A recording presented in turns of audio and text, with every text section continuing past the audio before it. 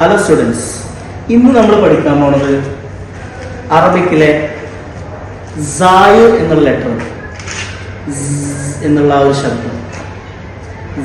Okay, നമുക്ക് നോക്കാം. ഈ ലെറ്റർ എല്ലാവർക്കും സുപരിചിതമാണ് അല്ലെ? റാ എന്നാണ് പറയുക. വളരെ സിമ്പിളാണ്. ഈ ചിരിച്ചു വരാം.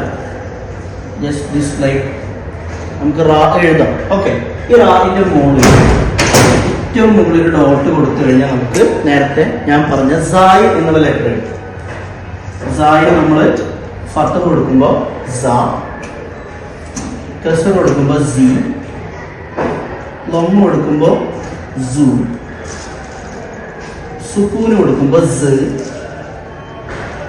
തൻവീൻ ഫത്ത് കൊടുക്കുമ്പോൾ സെൻ, തൻവീൻ കസർ കൊടുക്കുമ്പോൾ സീൻ, തൻവീൻ ലൊമ്മ കൊടുക്കുമ്പോൾ സുൻ. ഓക്കെ, ഇങ്ങനെയാണ് നമ്മൾ ഹർക്കത്ത് കൊടുത്താൽ വേർഡ് സബീബുൻ എന്ന് എഴുതുമ്പോൾ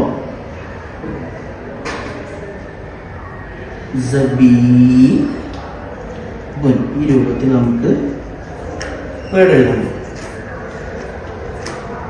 സബീബ്, സ, സി, സു, സ, സെൻ, സിൻ, സുൻ.